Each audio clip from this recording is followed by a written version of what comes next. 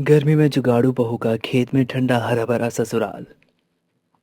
हाँ, आज तो कुछ ज्यादा ही काम कर लिया है। हाँ पिताजी, काम करके पूरा शरीर थक गया है। भैया, मुझे तो बहुत तेज भूख लग रही है। माँ, खाने के लिए कुछ तो बचा है क्या? अगर हो तो दे दो ना। रुक जा बेटा, घर में बहुओं से पूछती हूँ। चलो, इतना तो अच्छा हुआ कि गांव की मुश्किलों से हमें छुटकारा मिल गया। हाँ दीदी, लेकिन यहाँ पर भी हमें अभी बहुत सारी दिक्कतों का सामना करना पड़ सकता है ना। इसी वजह से मैं चिंतित हूँ। जो भी हो, अब तो यही रहना होगा। अरे बहू, सुबह का खाना बचा है क्या? बच्चों को भूख लगी, बेचारे काम करके थक के आए हैं, बेचारे बहुत थक गए हैं, उनको भूख लगी हुई है, खाना दे दो। हाँ माँ जी, खाना बचा तो हुआ है। जरा देखना सीता, बर्तन में क्या बचा है। दीदी, इसमें तो थोड़ी सी दाल है और सब्जी बची हुई है, और रोटी। रोटी तो ज्यादा बची है। हाँ, ये है खाना। कोई बात नहीं, जितना खाना बचा है उतना थाली में परोस दो, तेरे पापा जी भी खाएंगे तो 4 जनों के लिए थोड़ा थोड़ा खाना निकाल दे। ठीक है माँ जी, मैं अभी निकाल देती हूँ। मैं बाहर जा रही हूँ, थोड़ा उन लोगों के थोड़ा सा पंखा झल देती हूँ, उनको बहुत गर्मी लग रही होगी। तुम खाना लेकर बाहर आ जाना। माँ जी, आप बाहर बोल दो कि ये लोग 2 खाट बिछा ले, मैं अभी खाना लेकर आती हूँ। ठीक है बहू। ये तो पूरी दाल खट्टी लग रही है। हाँ, क्या बना दिया तुम लोगों ने? पिताजी, मुझे लगता है दाल बासी हो गई है। हाँ भैया, मुझे तो सब्जी भी बासी लग रही है। लगता है गर्मी की वजह से खाना जल्दी खराब हो गया है। छोड़ो छोड़ो छोड़ो, हे भगवान, इस खाने को फेंकवा देते हैं, रोटी प्याज और नमक ही खा लेते हैं। हाँ पिताजी, आप ठीक कहते हैं। अरे बहू, इस थाली के खाने को जरा खेत में फेंकाना। क्यों, क्या हुआ माँ जी, क्या बात है। अरे गर्मी की वजह से पूरा खाना खराब हो गया। अब तो बहुत जल्दी खाना खराब हो जाया करेगा। लगता है खाना ठीक रखने के लिए हमें कोई नया उपाय करना होगा। वैसे भी दोपहर तक सभी भूखे हो जाते, बार बार चूल्हा भी नहीं जला सकते। कुछ तो सोचना पड़ेगा। ला दीदी, मैं खाना फेंक देती हूँ। हाँ ये ले, 1 थाली तू ले ले, 2 मैं ले लेती हूँ। बहू, खाना जरा दूर फेंकना, नहीं तो घर में ही बदबू आती रहती है, तो दूर फेंक के आना। ठीक है माँ जी। दीदी, मैं तो कहती हूँ एक गड्ढा खोद कर उसमें ही इस खाने को फेंक देते हैं। इससे खाने की बदबू भी नहीं आएगी और किसी के पैर में भी नहीं लगेगा, अन्न का अनादर भी नहीं होगा। हाँ तो ठीक कह रही है, आज यहीं पर फेंक देते, कल एक गड्ढा खोद लेंगे, तब उसी में फेंक दिया करेंगे। ठीक है। ठीक है दीदी। ज्यादा गहरा गड्ढा खोद कर क्या ही करना, इतना बहुत है। लेकिन एक बात तो है, जमीन के अंदर काफी ठंडक लग रही है। क्या हुआ दीदी, आपने गड्ढा खोद लिया क्या? हाँ सीता, देखना, मैंने ये गड्ढा खोद दिया है। मैं जमीन के काफी नीचे तक तो आ गई हूँ। अच्छी खासी ठंडक भी है वैसे यहाँ पर। हाँ दीदी, सही बोल रही हो। अरे ठंडक ना होती तो खेत में जो कुत्ते बैठते हैं और वो मिट्टी हटाकर क्यों खोदते हैं? इसीलिए बैठते होंगे क्योंकि उनको ठंडक लगती होगी। सीता, मुझे एक जुगाड़ सूझा है। हम यहाँ की मिट्टी खोदकर अपना देसी फ्रिज बना सकते हैं। ये आप क्या बोल रही हो दीदी, कुछ भी बोलती रहती हो। भला जमीन में गड्ढा खोदकर हम फ्रिज कैसे बना सकते हैं? कुछ भी। कविता की बातें कई सवालों से भरी पड़ी थी, लेकिन क्या सच में कविता जमीन में गड्ढा खोदकर फ्रिज बना सकती है? तब तक गर्मी में सभी अपना गांव छोड़कर खेत में क्यों रहने लगे? क्या पूरा परिवार बिना बिजली के खेत में हमेशा के लिए रह पाएगा? वह खेत में होने वाली परेशानियों का सामना कैसे कर पाएगा? इस कहानी को पूरी तरह से जानने के लिए चलिए एक फ्लैशबैक में चलते हैं। दीदी, मैंने सब्जी काट दी है, अब मैं थोड़ा बाहर का काम कर लेती हूँ। बाहर का क्या काम है? बाहर बहुत गर्मी पड़ रही है, आपको तो पता है ना। हम जैसे ही बाहर निकलते पैर जलने लगते, तो मैं थोड़ा पानी छिड़क देती हूँ, फिर थोड़ी ठंडक रहेगी। ठीक है, तुम जाओ। दीदी, मैं कुएं से पानी लेने जा रही हूँ, थोड़ी देर तक आ जाऊंगी। ठीक है, तुम जाओ। अरे बहू, तू अकेली चूल्हे के पास क्या काम कर रही है? ला, मैं सब्जी बना देती हूँ, फिर जल्दी से खाना लेकर खेतों की तरफ जाना होगा। उधर खेतों पर रामनाथ जी और उनके तीनों बेटे काम कर रहे होते। हे भगवान, इस गर्मी ने तो पूरा पसीने से मुझे तरबतर कर दिया है। पिताजी, आप थोड़ी देर आराम कर लो, हम तब तक थोड़ा और काम कर लेते हैं। क्या आराम करूं बेटा, गर्मी से बुरा हाल हो चुका है। अब आराम करना भी एकदम मौत जैसा है। पिताजी आप बिल्कुल भी निराश मत हो। आप ना ये गमछा भिगोकर शरीर पोंछ लो, फिर थोड़ा आराम मिल जाएगा आपको। हाँ ये ठीक रहेगा। वो तो शुक्र है कि हमने पहले से यहाँ एक नलकूप का जुगाड़ कर रखा है, नहीं तो पानी पीने के लिए भी हमें कुएं के पास जाना पड़ता और बहुत मेहनत लगती। हाँ पिताजी, ये तो आपने बिल्कुल सही कहा। आहा, आहा, सच में शरीर को ठंडक मिल गई है। लेकिन इस भयंकर गर्मी में मुझे नहीं लगता कि ये गमछा ज्यादा देर तक गीला रहेगा। अगले दिन कविता घर वालों के लिए पापड़ बना रही थी। उसने सोचा था कि पापड़ को बाहर सुखा लेती हूँ। माँ जी, मैं सोच रही थी कि इन पापड़ों को बाहर धूप में रख देती हूँ, कुछ देर बाद तो ये सूख जाएंगे। ठीक है बहू, लेकिन जरा इन्हें देखते रहना कि भाई कहीं पापड़ रोटियों की तरह सिक ना जाएं। बहुत गर्मी है। अरे नहीं माँ जी, ऐसा कुछ भी नहीं होगा, मैं ध्यान देती रहूंगी। अब कविता बाहर खाट पर पापड़ रखकर अपने दूसरे काम पर लग जाती है। कुछ ही देर बाद विमला जी पापड़ों को देखते हुए बोलती है, ये लो, मैंने तो पहले ही कहा था कि कहीं पापड़ रोटियों की तरह सिक ना जाए। ये लो एकदम सूख कर लकड़ी बन गए हैं ये पापड़। अरे बहू, अरे ओ बहू, देख तेरे पापड़ एकदम सूख के जल गए हैं भाई। इनको उठा ले, जल्दी अंदर लेकर जा। ठीक है माँ जी, मैं अभी रख देती हूँ। रात को सभी लोग अपना अपना खाना खाकर सो जाते, लेकिन विमला जी के शरीर की घमौरियां उन्हें सोने नहीं दे रही थी। तभी कविता जी चिल्लाकर बोलती है, क्या हुआ माँ जी, आज आपको नींद नहीं आ रही क्या? नींद कहाँ से आएगी बहू? अरे मेरी पेट में उफ बड़ी गमौरियां हो रखी है। ये कब से खुजली हो रही है, उफ, इसीलिए नींद नहीं आ रही अच्छे से। रुको माँ जी, मैं आपकी पीठ में खुजला देती हूँ। हाँ हाँ हाँ, थोड़ा थोड़ा नीचे की तरफ खुजलाना। आय हाय, लगता है वहां पर ज्यादा गमौरियां हो गई। हाँ हाँ, मजा आ गई। ठीक है माँ जी, रुको मैं पंखा भी कर देती हूँ। कुछ देर बाद जब विमला जी सो जाती हैं तो कविता घर के बाहर निकलकर ठंडी हवा में घूमने लगती है। तभी उनकी नजर एक दूर दिख रही खेत पर पड़ती है। बाहर कितनी अच्छी हवा चल रही है, और वो दूर हमारे खेत, वहां तो और ज्यादा हवा चल रही होगी। एक हमारा गांव है जहाँ गर्मी से बुरा हाल है। मुझे खेत पर गए हुए काफी दिन हो गए हैं। एक काम करती हूँ, कल मैं सभी के लिए खाना लेकर जाऊंगी, फिर अपने खेत का नजारा भी देखाऊंगी। अरे दीदी, आप इतनी रात को बाहर क्या कर रही हो? कुछ नहीं सीता, बस गर्मी की वजह से थोड़ा बाहर टहलने आ गई थी। काफी रात हो गई, चलो अब सो जाओ। अगले दिन कविता खाना लेकर खेतों पर जाती है तो कुछ ही देर बाद वो नीम के पेड़ के पास बैठ जाती है और खुद से बोलती है, यहाँ तो सच में बहुत ठंडक है, कितनी ठंडी ठंडी हवा चल रही है। ऊपर से यहाँ की जमीन भी ठंडी है। गांव में तो जमीन सुबह से ही जलने लगती है। क्या हुआ कविता, तुम घर नहीं जा रही?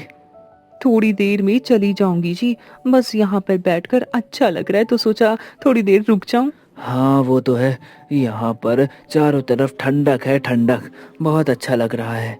सच में अगर हमारा घर यहीं पर होता तो कितना अच्छा होता। हाँ वो तो है, लेकिन जितना अच्छा तुम सोच रही हो इतनी परेशानियां यहाँ झेलनी पड़ती हैं। तुम्हें क्या पता, यहाँ पर धूल, भारी आंधी, तूफान और हर तरह की परेशानियों का सामना करना पड़ सकता है। हम परेशानियों का भी हल निकाल सकते हैं। यहाँ पर एक मजबूत और सुरक्षित घर भी बन सकता है। वो सब तो ठीक है, लेकिन माँ पिताजी माने तभी तो कुछ हो सकता है ना। आज जब हम सभी लोग रात में खाने में इकट्ठा होंगे ना, तो फिर तुम सबके सामने ये बात करके देखना। हाँ, मैं एक बार ये बात सभी को बोल दूंगी, एक बार सामने रख कर देखती हूँ क्या होता है। कुछ ही देर बाद कविता वहाँ से घर चली जाती है और शाम होते ही रात के खाने की तैयारी करने लगती है। सीता, आज भिंडी रखी तो है, तो आज भिंडी की सब्जी बना लेते हैं। ठीक है दीदी, मैं भिंडी काट देती हूँ, आप रोटी बना लो। वैसे दीदी, आज आपने जल्दी चूल्हा नहीं जला दिया? हाँ सीता, आज मुझे घर वालों से थोड़ा कुछ बात करनी, उनके सामने एक बात रखनी है। कैसी बात दीदी? जब हम सभी बात करेंगे तो तुम खुद ही जान जाओगी। बस इतना जान लो कि कोई खास बात है। फिर तो ठीक है दीदी, मैं भी जल्दी जल्दी खाना बनवा देती हूँ। पूजा से भी साथ में काम करवा लेते हैं, फिर सब कुछ जल्दी जल्दी हो जाएगा। हाँ दीदी, मैं आ गई हूँ, बताओ भाई क्या करना है, जल्दी जल्दी बताओ, मैं कर देती हूँ। तुम एक काम करो, दाल चावल बना लो। दीदी रोटी बना रही हैं, मैं कुछ देर में सब्जी बना दूंगी। हाँ ठीक है दीदी, मैं बना देती हूँ। कुछ ही देर बाद घर के सभी लोग खाना खाकर इकट्ठा होते हैं। तब कविता अपनी बात रखती है। माँ जी, मैं सोच रही थी अगर हम यहाँ ना रहकर अपने खेत वाली ज़मीन पर रहें तो कैसा होगा? बहू ये तो क्या बोल रही, खेत वाली जमीन कोई रहने की जगह है? अरे वहां पर तो सिर्फ खेती होती है, खेती भाई हम वहां पे कैसे रह सकते हैं हैं? हाँ माँ जी, लेकिन जिस तरह यहाँ पर गर्मी पड़ रही है, यहाँ तो हम लोगों का बुरा हाल है। दिक्कत तो है, इस गांव में चारों तरफ गर्मी का असर दिखने लगा है। बहू, खेत में रहना आसान नहीं होगा। पापा जी, हमारे खेत के पास नलकूप भी लगा हुआ है, पेड़ की छाँव भी है और खेत की सब्जियां भी हुई हैं। बस इस तरह का एक घर की कमी है। अगर वहाँ पर हम एक मजबूत घर बना ले तो वहाँ पर भी हम सुरक्षित तरीके से रह सकते हैं। नहीं बहू, बस अरे गर्मियों की बात है, फिर सब ठीक हो जाएगा। चलो अब सभी लोग सो जाओ, सुबह फिर से अपने अपने कामों पर लगना है। अगले दिन नींद पूरी ना होने के कारण रामनाथ जी को उल्टियाँ होने लगती है। तभी रामू, अरे पिताजी, इतनी रात को आपको क्या हो गया? पता नहीं बेटा, अचानक से ही उल्टी उल्टी होने लगी है। लगता है रात की नींद पूरी ना होने की वजह से मुझे मुझे अपाचन हो गया है। वो तो है पिताजी, हमारा घर भी छोटा है, एक घर में सभी लोग सोते, ऊपर से इतनी गर्मी बढ़ती ही जा रही है, बढ़ती ही जा रही है। मुझे कल बहू वाली बात याद आ रही है। अगर हम खेत में बड़ा घर बना कर रहें तो हमारी दिक्कतें थोड़ी बहुत तो ज़रूर कम हो जाएंगी। हाँ वो तो है पिताजी, लेकिन अब किसी को खेत में रहना ठीक नहीं लगता, तो फिर कविता की बातें सोचकर क्या ही फ़ायदा। बेटा, अब तो मैं बहू के फैसले से सहमत हूँ, हमें खेत पर रहकर गर्मी काट लेनी चाहिए। रामनाथ के मानने के बाद पूरा घर खेत की तरफ रवाना हो जाता है और वहाँ जाने के लिए तैयारियां शुरू कर देता है। अगले दिन सुबह ही घर के सभी लोग घर का छोटा मोटा बड़ा सामान सभी सोच लेकर खेत की तरफ बढ़ने लगते हैं। खेत पर पहुंचते ही हमें सबसे पहले बांस इकट्ठा करने पड़ेंगे ताकि जल्दी से घर का ढांचा तैयार कर पाए। हाँ दीदी, लेकिन सबसे पहले सुबह का खाना खा लेंगे, तभी कुछ करेंगे। मुझे तो सामान बांधते बांधते भूख लगने लग गई है। ठीक है दीदी, आराम करने के बाद हम सभी मिलकर घर के बारे में सोचेंगे। कुछ ही देर बाद सभी लोग घर बनाने में जुट जाते। कोई बांस की लकड़ियां लाया तो कोई मिट्टी इकट्ठा करने में लगा हुआ था और कोई पास में नलकूप से पानी में भरता जा रहा था। कुछ ही समय बाद उनका मिट्टी का घर तैयार हो जाता है। तभी कविता जी बोलती है, आज एक रहने लायक घर तो तैयार हो गया, अब धीरे धीरे इस घर को मजबूत करते रहेंगे। दीदी, यहाँ पर तो हम सभी लोग आराम से रह पाएंगे और आराम से घर में सो भी पाएंगे। अरे अब सभी नहीं, केवल औरतें ही घर में सोया करेंगी। हम सभी अपनी अपनी खाट बाहर डालकर सोया करेंगे। इससे ये रहेगा कि हम खेत की रखवाली भी कर पाएंगे और आराम की नींद भी मिल जाएगी। फिर तो और अच्छा है, औरतें आराम से इस बड़े से घर में सो सकती हैं। अगले दिन घर के सभी मर्द खेतों पर काम करने के लिए चले जाते हैं। बहुएं कुछ नया करने के लिए अलग अलग जुगाड़ सोचती। तभी सीता बोलती है, दीदी, हमारी झोपड़ी में अब थोड़ी ठंडक तो रहती है, लेकिन अभी भी पेड़ों के बीच से आने वाली धूप हमारे घर पर पड़ती रहती है। तो मैं सोच रही हूँ क्यों ना हम अपने घर की छत पर कुछ बेल वाले पौधे लगाएं। इससे ये होगा कि वो हमारी झोपड़ी के ऊपर एकदम चारों तरफ फैल जाएंगे और एकदम छत वाला काम करेंगे और धूप भी नहीं लगेगी, और तो और अंदर गर्मी भी कम होगी। हाँ, ये तो सही कह रही है, हम ऐसा कर सकते हैं। तो फिर सोचना क्या है, आज ही मैं कद्दू और तरबूज जैसे फल छत पर लगा देती हूँ। इससे जल्दी से ही हमारी छत बेलों से ढक जाएगी। ठीक है। इस तरह दोनों बबुओं ने मिलकर सब्जियां और फल अपनी झोपड़ी के ऊपर उगा लिए। इस तरह पूरे घर पर फैल गई, जैसे वो कोई घर नहीं बल्कि झोपड़ी के आकार का पेड़ लगने लगा था। धीरे धीरे सभी बबुओं ने खेत में रहने का दौरान उन्होंने कई सारी समस्याओं को ठीक करती रही। एक दिन पूजा नलकूप के पास वाली जमीन पर बैठकर सोच रही थी। तभी कविता जी भी वहां पर आ जाती है। दीदी देखो ना, ये यहाँ की ज़मीन कितनी ठंडी है। हाँ पूछा, यहाँ की ज़मीन तो हमेशा पानी गिरता रहता है ना, तो इस वजह से ठंडी है, इसीलिए ये अच्छी जगह लग रही है। दीदी, अगर इस नाली की तरह घर में पतली नालियाँ बनाकर हम उससे में रात भर पानी गिरने का जुगाड़ कर दें, तो फिर सोचो हमारे आसपास कितनी ठंडक होने लगेगी। लेकिन ये कैसे होगा? आसान है दीदी, हम एक बांस का स्टैंड बनाकर उसमें एक मटका लटका देंगे, जिसके नीचे छोटा सा छेद कर देंगे।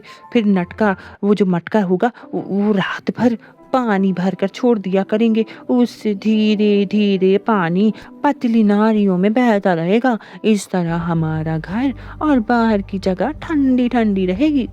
वाह पूजा, ये तो एक बहुत अच्छा जुगाड़ है। चल फिर आज हम सब ये मिलकर काम करते, इस जुगाड़ को पूरा करते हैं। इस तरह से तीनों बहुओं ने मिलकर आसपास का वातावरण अब ठंडा बना लिया था, लेकिन अभी भी कई सारी दिक्कतें थी जो खत्म नहीं हो पाई थी। एक दिन घर के सभी मर्द खेतों का काम खत्म करके झोपड़ी के बाहर खाट पर आराम करने के लिए आते। तभी रामनाथ बोलता है, हाँ आज तो कुछ ज्यादा ही काम कर लिया है। हाँ पिताजी, काम करके पूरा शरीर थक गया है। भैया मुझे तो बहुत तेज भूख लग रही है। माँ खाने के लिए कुछ तो बचा है क्या? अगर हो तो दे दो ना। रुक जा बेटा, घर में बहुओं से पूछती हूँ। चलो इतना तो अच्छा हुआ कि गांव की मुश्किलों से हमें छुटकारा मिल गया। हाँ दीदी, लेकिन यहाँ पर भी हमें अभी बहुत सारी दिक्कतों का सामना करना पड़ सकता है ना, इसी वजह से मैं चिंतित हूँ। जो भी हो, अब तो यही रहना होगा। अरे बहू, सुबह का खाना बचा है क्या? बच्चों को भूख लगी, बेचारे काम करके थक के आए हैं, बेचारे बहुत थक गए हैं, उनको भूख लगी हुई है, खाना दे दो। हाँ माँ जी, खाना बचा तो हुआ है, जरा देखना सीता बर्तन में क्या बचा है। दीदी इसमें तो थोड़ी सी दाल है और सब्जी बची हुई है, और रोटी रोटी तो ज्यादा बची है। हाँ ये है खाना। कोई बात नहीं, जितना खाना बचा है उतना थाली में परोस दो, तेरे पापा जी भी खाएंगे तो 4 जनों के लिए थोड़ा थोड़ा खाना निकाल दे। ठीक है माँ जी, मैं अभी निकाल देती हूँ। मैं बाहर जा रही हूँ, थोड़ा उन लोगों के थोड़ा सा पंखा चल देती हूँ, उनको बहुत गर्मी लग रही होगी। तुम खाना लेकर बाहर आ जाना। माँ जी आप बाहर बोल दो कि ये लोग 2 खाट बिछा ले, मैं अभी खाना लेकर आती हूँ। ठीक है बहू। ये तो पूरी दाल खट्टी लग रही है। हाँ, क्या बना दिया तुम लोगों ने? पिताजी मुझे लगता है दाल बासी हो गई है। हाँ भैया, मुझे तो सब्जी भी बासी लग रही है। लगता है गर्मी की वजह से खाना जल्दी खराब हो गया है। छोड़ो छोड़ो छोड़ो, हे भगवान, इस खाने को फेंकवा देते हैं, रोटी प्याज और नमक ही खा लेते हैं। हाँ पिताजी आप ठीक कहते हैं। अरे बहू, इस थाली के खाने को जरा खेत में फेंका ना। क्यों, क्या हुआ माँ जी, क्या बात है? अरे गर्मी की वजह से पूरा खाना खराब हो गया।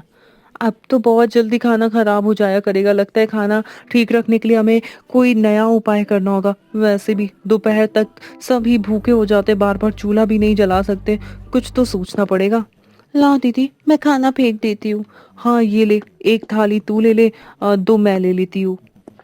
बहू खाना जरा दूर फेंकना, नहीं तो घर में ही बदबू आती रहती है, तो दूर फेंक के आना।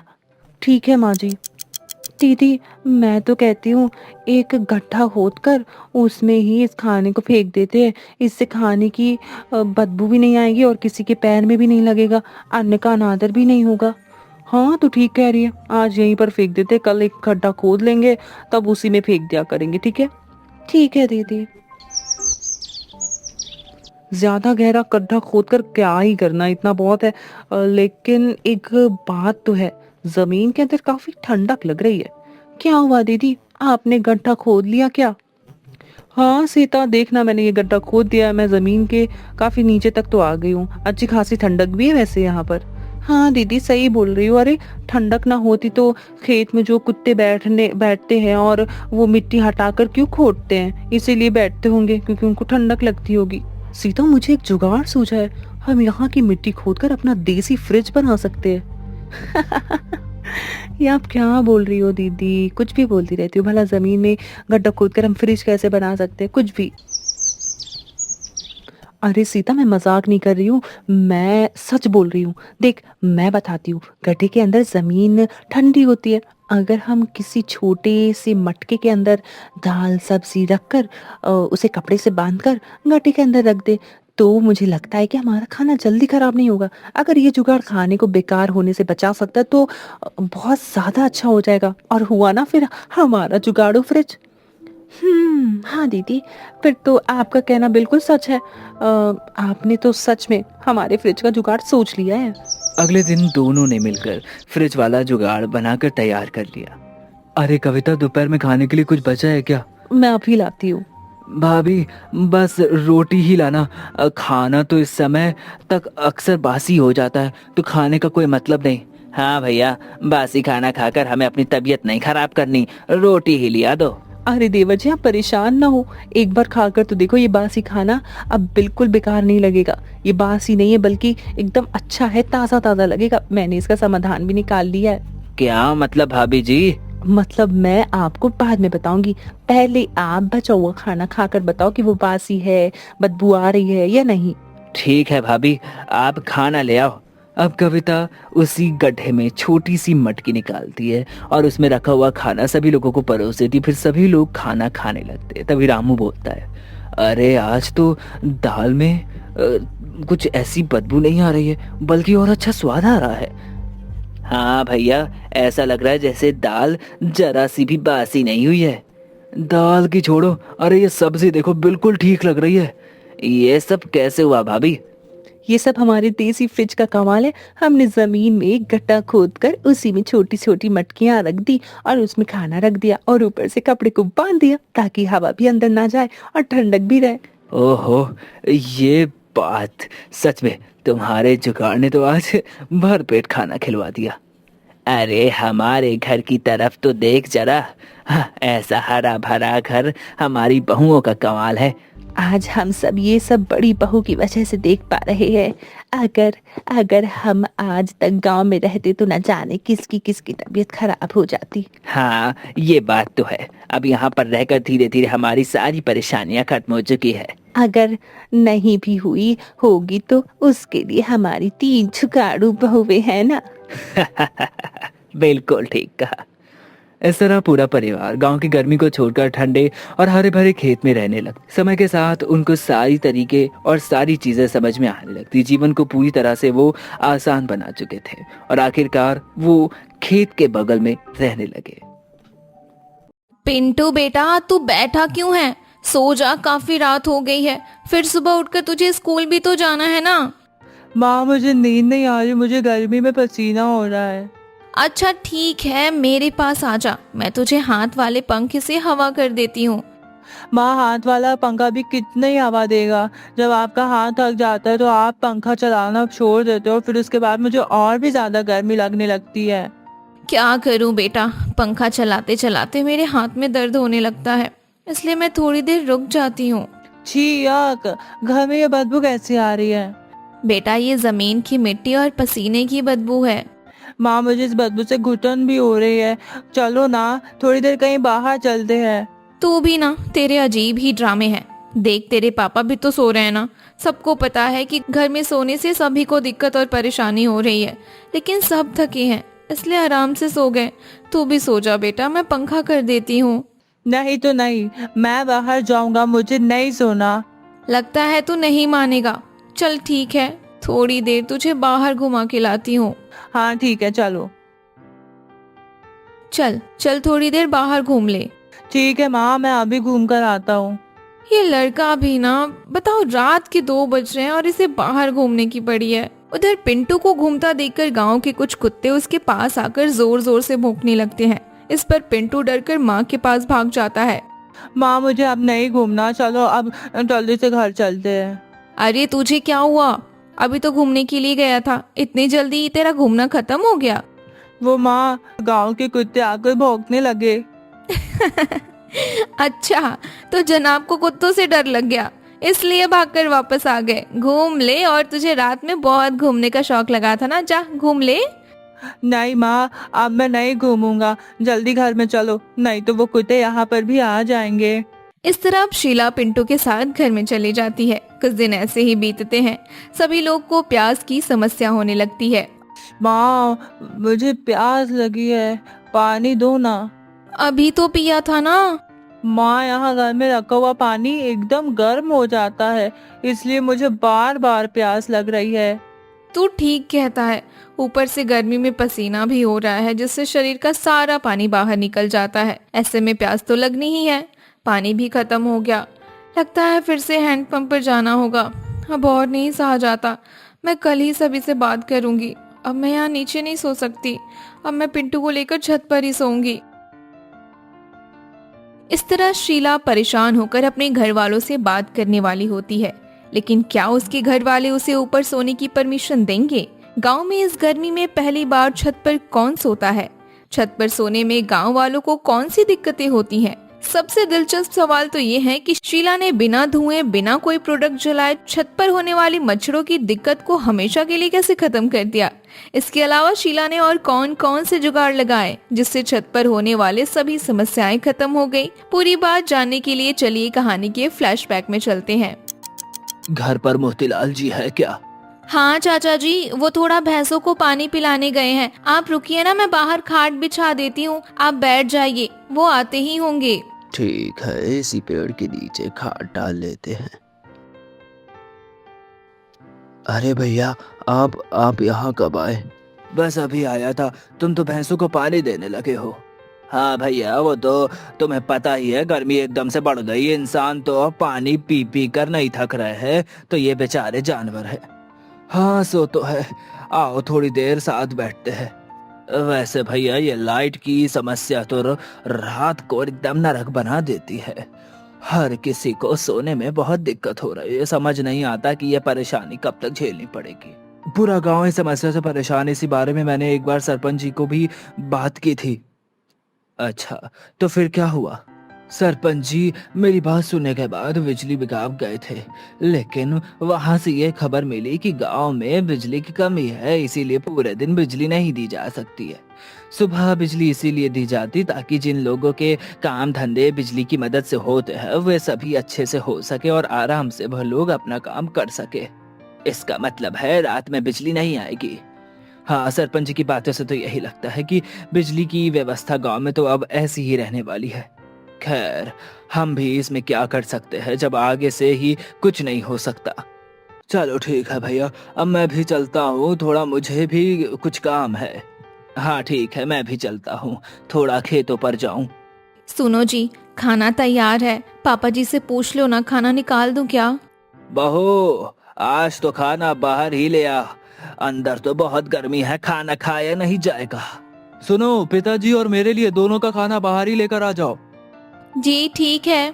क्या हुआ बहू? माँ जी, वो उनका और पापा जी का खाना बाहर ही देना है, आप और मैं यहीं खा लेते हैं। ठीक है, तू पहले बाहर खाना दे आ, फिर हम बाद में खा लेंगे। पंखा करो ना, गर्मी लग रही है मुझे। करती हूँ, रुक जा जरा, थोड़ी देर तू खुद नहीं कर सकता पंखा? अपनी दादी से हरदम पंखा करवाना चाहता है। थोड़ी देर कर दीजिए ना माँ जी, जब हम खाएंगे तो इसी से पंखा करवाएंगे। क्यों पिंटू, करेगा ना पंखा? ठीक है मम्मी, कर दूंगा। कुछ देर बाद सभी लोग खाना खा लेते हैं, फिर सभी सो जाते हैं। शीला अपने कमरे में थी, उसके साथ सुरेश की अलग चारपाई थी। पिंटू उसी चारपाई पर सो रहा था। आधी रात होते ही पिंटू उठकर बैठ जाता है। पिंटू बेटा, तू बैठा क्यों है? सो जा, काफी रात हो गई है, फिर सुबह उठकर तुझे स्कूल भी तो जाना है ना। माँ, मुझे नींद नहीं आ रही, मुझे गर्मी में पसीना हो रहा है। अच्छा ठीक है, मेरे पास आ जा, मैं तुझे हाथ वाले पंखे से हवा कर देती हूँ। माँ, हाथ वाला पंखा भी कितनी हवा देगा? जब आपका हाथ थक जाता है तो आप पंखा चलाना छोड़ देते हो, फिर उसके बाद मुझे और भी ज्यादा गर्मी लगने लगती है। क्या करूं बेटा, पंखा चलाते चलाते मेरे हाथ में दर्द होने लगता है, इसलिए मैं थोड़ी देर रुक जाती हूँ। छी याक, घर में ये बदबू कैसी आ रही है? बेटा, ये जमीन की मिट्टी और पसीने की बदबू है। माँ, मुझे इस बदबू से घुटन भी हो रही है। चलो ना, थोड़ी देर कहीं बाहर चलते हैं। तू भी ना, तेरे अजीब ही ड्रामे हैं। देख, तेरे पापा भी तो सो रहे हैं ना। सबको पता है कि घर में सोने से सभी को दिक्कत और परेशानी हो रही है, लेकिन सब थके हैं, इसलिए आराम से सो गए। तू भी सो जा बेटा, मैं पंखा कर देती हूँ। नहीं तो नहीं, मैं बाहर जाऊंगा, मुझे नहीं सोना। लगता है तू नहीं मानेगा। चल ठीक है, थोड़ी देर तुझे बाहर घुमा के लाती हूँ। हाँ ठीक है, चलो। चल चल थोड़ी देर बाहर घूम ले। ठीक है माँ, मैं अभी घूम कर आता हूँ। ये लड़का भी ना, बताओ रात के 2 बज रहे हैं और इसे बाहर घूमने की पड़ी है। उधर पिंटू को घूमता देखकर गांव के कुछ कुत्ते उसके पास आकर जोर जोर से भौंकने लगते हैं। इस पर पिंटू डरकर माँ के पास भाग जाता है। माँ मुझे अब नहीं घूमना, चलो अब जल्दी से घर चलते हैं। अरे तुझे क्या हुआ? अभी तो घूमने के लिए गया था, इतनी जल्दी तेरा घूमना खत्म हो गया? वो माँ, गांव के कुत्ते आकर भौंकने लगे। अच्छा, तो जनाब को कुत्तों से डर लग गया, इसलिए भागकर वापस आ गए। घूम ले, और तुझे रात में बहुत घूमने का शौक लगा था ना, जा घूम ले। नहीं माँ, अब मैं नहीं घूमूंगा, जल्दी घर में चलो, नहीं तो वो कुत्ते यहाँ पर भी आ जाएंगे। इस तरह अब शीला पिंटू के साथ घर में चली जाती है। कुछ दिन ऐसे ही बीतते हैं। सभी लोग को प्यास की समस्या होने लगती है। माँ मुझे प्यास लगी है, पानी दो ना। अभी तो पिया था ना। माँ यहाँ घर में रखा हुआ पानी एकदम गर्म हो जाता है, इसलिए मुझे बार बार प्यास लग रही है। तू ठीक कहता है, ऊपर से गर्मी में पसीना भी हो रहा है, जिससे शरीर का सारा पानी बाहर निकल जाता है। ऐसे में प्यास तो लगनी ही है। पानी भी खत्म हो गया, लगता है फिर से हैंडपंप पर जाना होगा। अब और नहीं सहा जाता, मैं कल ही सभी से बात करूंगी। अब मैं यहाँ नीचे नहीं सो सकती, अब मैं पिंटू को लेकर छत पर ही सोऊंगी। माँ जी, अब मुझसे रात में घर में नहीं सोया जाता, अब तो मैं छत पर ही सोऊंगी। अरे बहू, क्या बोल रही है? तू अकेली हमारे घर की औरत होकर छत पर सोएगी? गांव में कोई भी छत पर नहीं सोता है, ये ठीक नहीं है। तो क्या करूं माँ जी, सारी रात पिंटू के चक्कर में मुझे परेशान होना पड़ता है। रात भर ठीक से नींद पूरी भी नहीं हो पाती, तो दिन में काम करते समय आंख लग जाती है। ऐसे तो मेरी तबीयत खराब हो जाएगी, ऊपर हवा में कम से कम नींद तो पूरी हो जाएगी। हाँ माँ, शीला ठीक कहती है, इसे ऊपर ही सोने दो। अगर कोई दिक्कत वाली बात है तो मैं भी इन दोनों के साथ ऊपर ही सो जाऊंगा। ठीक है, तुम दोनों की जैसी मर्जी वैसा ही करो। माँ ये छत तो बहुत गर्म हो रही है, यहाँ पर कैसे नींद आएगी? अरे तू चिंता मत कर, हमें खाली छत पर नहीं सोना, नीचे से चटाई बिछानी है, फिर कोई दिक्कत नहीं होगी। चल मैं चटाई बिछा देती हूँ, फिर आराम से सो जा। माँ यहाँ भी कभी कभी हवा रुक जा रही है, लगता है यहाँ भी नीचे जैसा ही हो जाएगा। कोई नहीं, नीचे की तरह पंखा तो नहीं चलेगा। अब चल चुपचाप सो जा। अरे बहन, कैसी हो? गर्मी में रात में नींद आती है या नहीं? अरे बहन, तुम आओ बैठो। क्या बताऊं बहन, गर्मी में तो बुरा हाल है। हमारे घर में तो सुरेश और उसकी बेबी परेशान होकर रात में छत पर ही सोने लगे हैं। हाँ वो तो है, हमारा भी परिवार गर्मी से परेशान हो रहा है। लगता है हमें भी अब छत पर ही सोना पड़ेगा। अच्छा, आप नहीं सोती क्या छत पर? नहीं नहीं, मैं और ये तो अभी नीचे ही सोते हैं। नीचे सोने का कोई भी फायदा नहीं है बहन, रात की नींद रोज रोज खराब होती है। हाँ वो तो है, देखती हूँ, आज इनसे पूछूंगी। अगर ये मान जाते हैं तो हम दोनों भी ऊपर ही सो जाएंगे। चलो ठीक है बहन, अब मैं चलती हूँ, घर में थोड़ा काम है। ठीक है बहन। अरे माँ जी, आप कहाँ चली गई थी? मैं कब से आपको ढूंढ रही थी।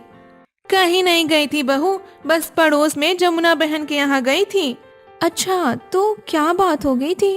कुछ भी नहीं, बस ऐसे ही मिलने गई थी। अच्छा सुन, जमुना बहन बता रही थी कि उसकी बहू और पति दोनों छत पर सोते हैं। हम भी आज से छत पर ही सोएंगे, गर्मी में तो अब हमसे नहीं सोया जाएगा नीचे। लेकिन माँ जी, वहाँ पर तो सब एक साथ कैसे सोएंगे? पापा जी के सामने सोने में मुझे बहुत शर्म आती है। तो उसकी चिंता मत कर, आदमी लोग एक तरफ सो जाएंगे और हम लोग एक तरफ सो जाएंगे। ठीक है माँ जी, आप जैसा सही समझे। अरे माँ जी, आप? हाँ बहू, आज हम भी सोच रहे थे कि छत पर ही सोकर देखते हैं। ठीक है माँ जी, लेकिन पापा जी यहाँ सोएंगे तो मुझे थोड़ा अजीब लगेगा। तो फिक्र मत कर, वो एक तरफ सो जाएंगे। अच्छा माँ जी, मैं सोच रही थी कि बीच छत पर एक कपड़ा डाल देते हैं, फिर मुझे ठीक लगेगा। पापा जी को भी सोने में कोई ज्यादा दिक्कत नहीं होगी। ठीक है, फिर ऐसा ही कर ले तू।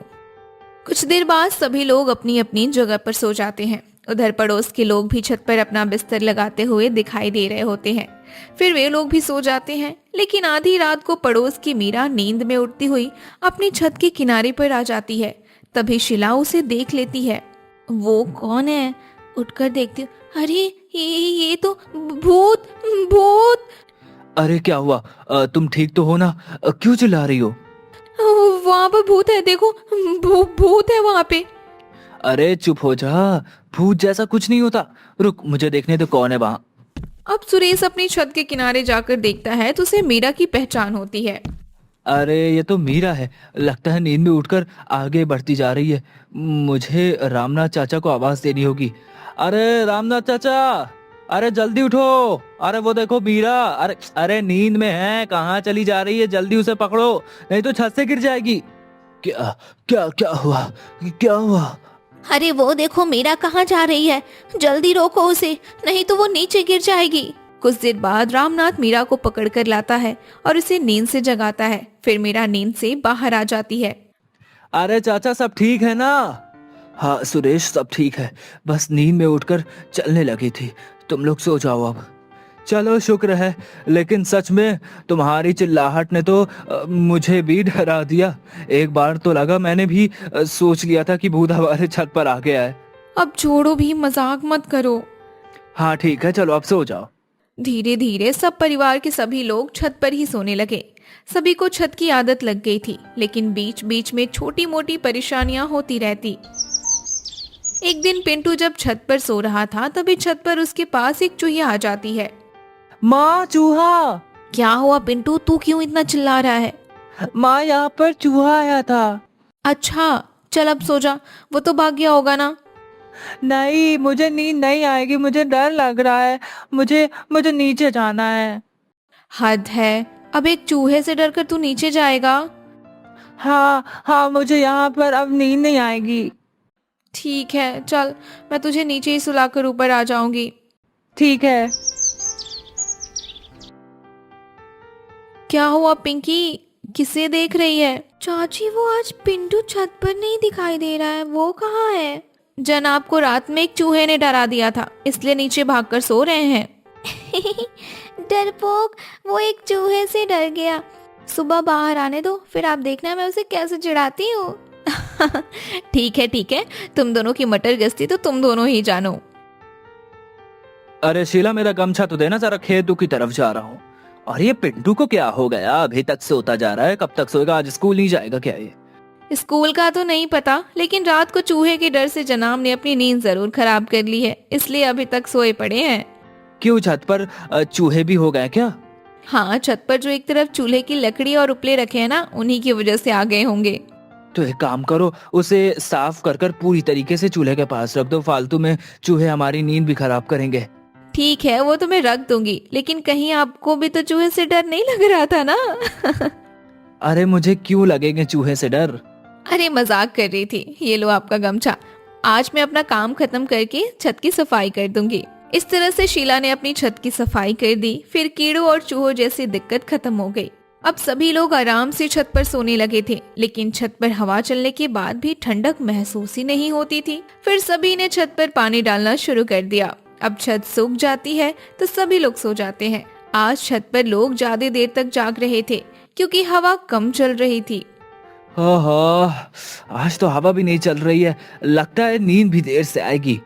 ये तो रोज की बात है, हवा चलती है लेकिन शरीर में महसूस ही नहीं होती। अगर यही हवा ठंडी चले तो शरीर को भी ठंडक महसूस होने लगेगी।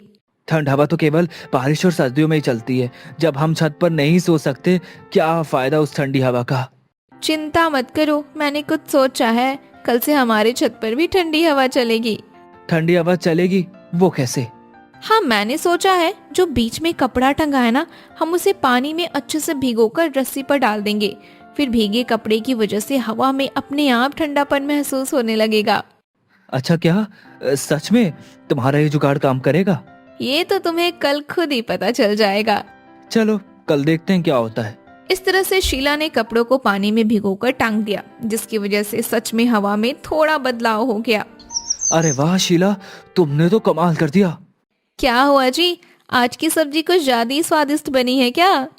नहीं, मैं तो उस गीले कपड़े की बात कर रहा था।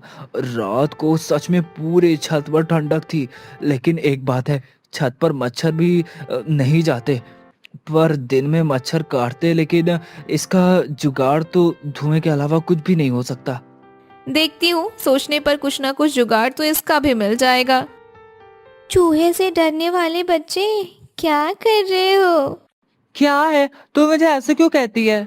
क्यों, तुझे बुरा लगता है मेरे ऐसे कहने पर? हाँ लगता है, तभी तो बोल रहा हूँ। अच्छा चल ठीक है, आगे से नहीं बोलूंगी, माफ कर दे मुझे। अच्छा सुन, वो मेरी मम्मी ना छत पर अब एक बड़ा सा कपड़ा भिगो कर डालती है, तो जिसकी वजह से हमारी छत ना ठंडी ठंडी हवा से भर जाती है। वहाँ पे बहुत ठंडी ठंडी हवा चलती है। तुम्हारी छत पर भी रात में गीला कपड़ा डालते हैं क्या? नहीं, हमारे छत पर तो ऐसा कुछ नहीं होता। हमारे यहाँ तो होता है, इसलिए हम कूलर जैसी हवा का मजा ले पाते हैं। कुछ देर बाद पिंकी वहाँ से चली जाती है और घर जाकर अपनी मम्मी को पिंटू वाली बात बता देती है। इसी के चलते पड़ोसियों ने भी कपड़े वाला तरीका अपना लिया। एक दिन शीला चूल्हे पर खाना बनाते हुए मिट्टी का तेल लकड़ी पर डाल रही थी। तभी थोड़ा तेल उसके हाथ पर गिर जाता है और बदबू करने लगता है। ओहो, ये क्या हो गया, मेरे हाथ पर तो मिट्टी का तेल ही गिर गया। कितनी तेज बदबू कर रहा है ये तेल ना, अब हाथ धोना पड़ेगा तभी जाकर रोटी बना पाऊंगी। वैसे बदबू एक ऐसी चीज है ना जिससे इंसान परेशान हो जाते हैं। अगर कोई बदबू मच्छरों को भगाने में मदद करे तो जब मैं अपने मायके थी तो सुना था कि नीम के तेल के बदबू से कीड़े मकोड़े दूर रहते हैं। क्या पता नीम के तेल से मच्छर भी भाग जाते हो। एक काम करती हूँ, इनसे कहती हूँ कि हमारे घर में आंवले की जगह नीम का तेल लाया करें, फिर उससे हम बालों में लगा लिया करेंगे। क्या पता उसकी बदबू से मच्छर काटना ही बंद कर दे। हाँ, ये जुगाड़ तो ठीक रहेगा। शीला जरा एक लोटा पानी तो लाना। अरे आज आप खेतों से बड़ी जल्दी आ गए, क्या बात है? अच्छा सुनो ना, मैं कह रही थी कि आप जो आंवले का तेल लाते हो ना, उसकी जगह नीम का तेल लाया करो। मुझे लगता है कि उसे सिर में लगाने पर रात में मच्छर काटना बंद कर देंगे। ओह, तो तुमने एक नया जुगाड़ भी खोज लिया। चलो ठीक है, मैं कल सुबह ले आऊंगा। एक जुगाड़ और मेरे दिमाग में और आया है। मैं सोच रही थी ना, तुलसी के पौधों की महक भी मच्छरों को भगाने में मदद करती है, तो क्यों ना छत पर तुलसी के गमले लगा दिए जाएं? ठीक है, लगा कर देख लो। हमें तो बस अच्छी नींद के मतलब है, और कुछ नहीं चाहिए। अगर इन जुगाड़ों से अच्छी नींद आ जाती है तो फिर इन्हें ही करने से कोई बुराई नहीं है। इस तरह से शीला के जुगाड़ से सच में फायदा मिला और छत पर मच्छरों की दिक्कत भी कम हो गई। अरे बहू, तुझे पता है हमारे पड़ोसी मच्छरों से बचने के लिए नीम का तेल सिर पर लगा रहे हैं और तुलसी का पौधा भी लगा रहे हैं। तो माँ जी, हर बार की तरह ये वाला तरीका भी हम लोग कॉपी कर लेते हैं। क्यों, ठीक कह रही हूँ ना? हाँ बिल्कुल ठीक बोल रही है बहू। इस तरह से पूरा गांव छत पर सोने लगा और शीला के जुगाड़ अपनाकर हर रात की अधूरी नींद पूरी करने लगी। घर के मुख्य द्वार पर बाकी घर वालों के साथ खड़ी शारदा हाथ में आरती की थाली लिए अपनी बहू आरती का घर में स्वागत करती है। लेकिन जैसे ही आरती की नजर घर पर पड़ती है, वो चौंक कर कहती है, हे भगवान, ये क्या, इतना पुराना और टूटा फूटा घर। बहू, ये घर हमारे दादा परदादा के जमाने का है बेटा। जी माँ जी, मुझे देखकर ऐसा ही लगा था। मुझे पता है बेटा, तुझे पुराने घर में रहने की आदत नहीं है ना, इसलिए शायद तू ऐसा कह रही है। ऐसी बात नहीं है माँ जी, लेकिन ये घर कुछ ज्यादा ही पुराना और टूटा फूटा है। हाँ बेटा, घर पुराना तो है। इसकी दीवारें तो ऐसा लग रहा है जैसे अभी गिर जाएंगी। बस इस बार खेती का सीजन अच्छा हो जाए और हमारी सब्जियां अच्छे दाम में बिक जाए तो हम सबसे पहले इस घर की मरम्मत करा लेंगे।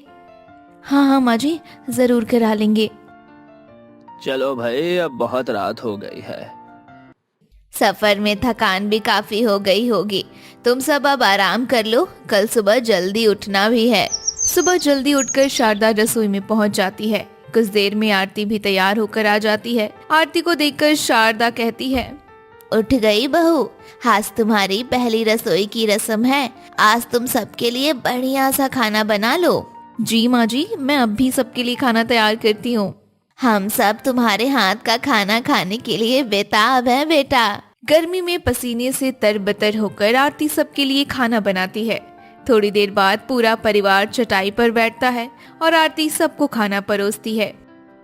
वाह बहू, बहुत ही स्वादिष्ट खाना बनाया है तूने। आज तो मजा ही आ गई।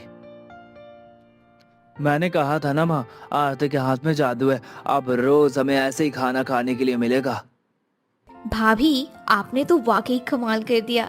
इतना टेस्टी खाना तो मैंने कभी पहले नहीं खाया था। खाना तो वाकई स्वादिष्ट बना है बहू, सभी को पसंद आया है।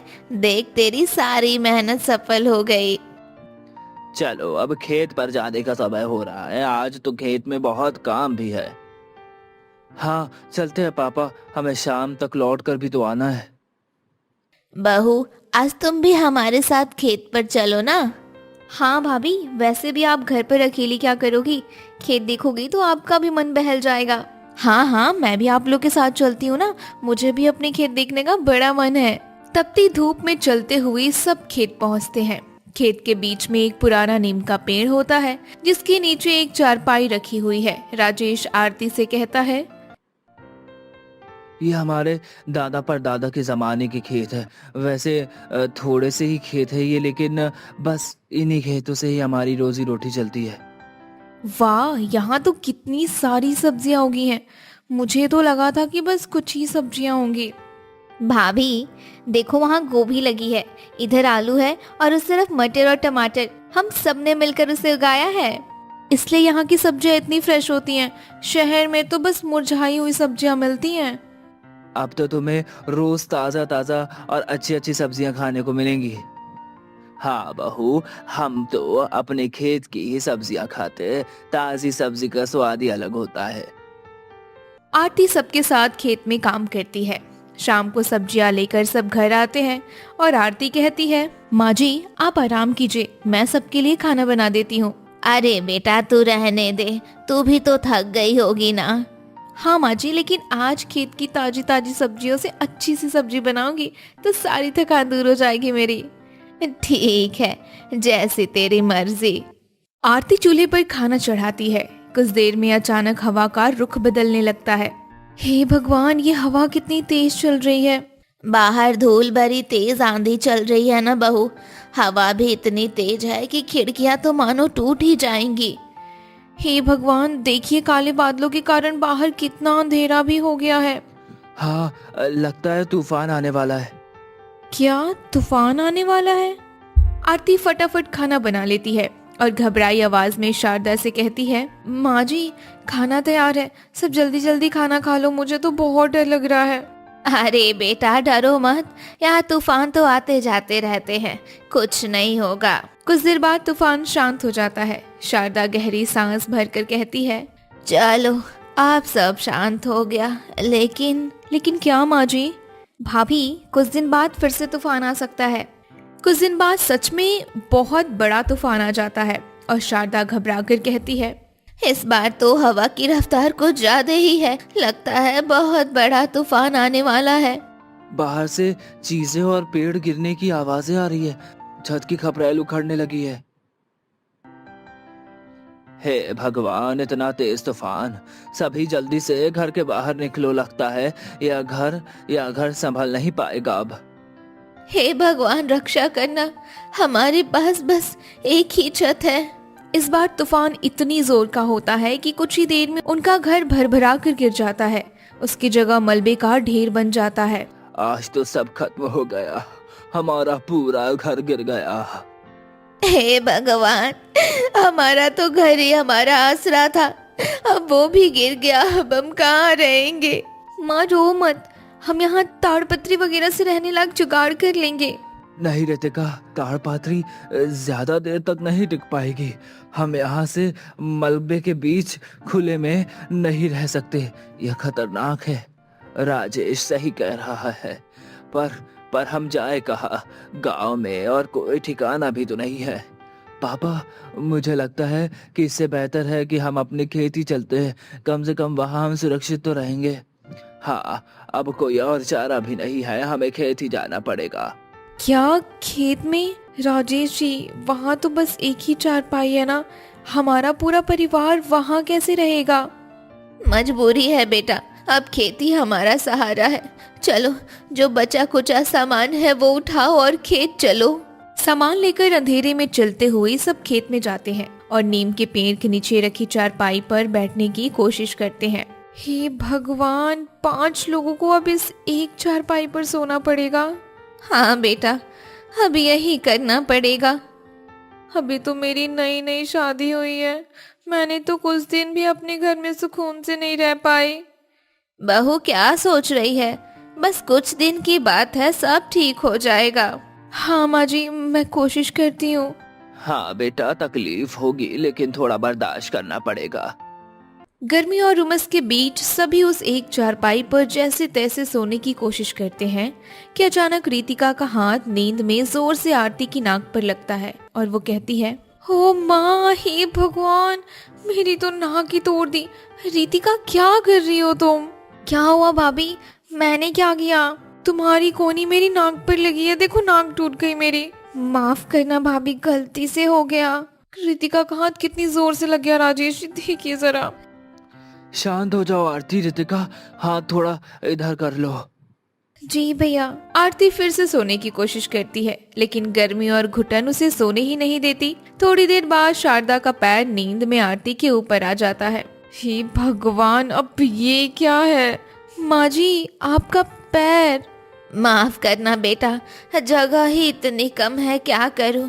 तुम सोने की कोशिश करो। यहाँ तो मैं सो ही नहीं सकती, कभी हाथ लग रहा है तो कभी पैर, और गर्मी से मेरा दम घुट रहा है। आरती, 5 बज गए, उजाला होने वाला है, चलो उठ ही जाओ। हम दोनों ना खेत में घूम कर आते हैं। ठीक है, चलिए। वैसे भी यहाँ लेटने का कोई फायदा नहीं है। हाँ चलो, ताजा हवा में तुम्हें थोड़ा अच्छा लगेगा। राजेश और आरती बातें करते हुए खेत की पगडंडियों पर चलते हैं। गुस्सा ठंडा होने के बाद आरती कहती है, राजेश जी, मैं यहाँ से थोड़ी धनिया और मिर्ची तोड़ लेती हूँ, आज खाने के साथ ताजी चटनी बनाऊंगी। ये हुई ना बात, चलो मैं तुम्हारी मदद करता हूँ।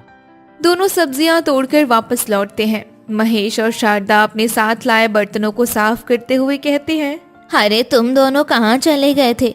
मैं तो डर ही गई थी। माँ जी, हम बस ताजा हवा खाने थोड़ा बाहर घूमने चले गए थे। अच्छा किया बेटा, वैसे भी उमस हो रही थी।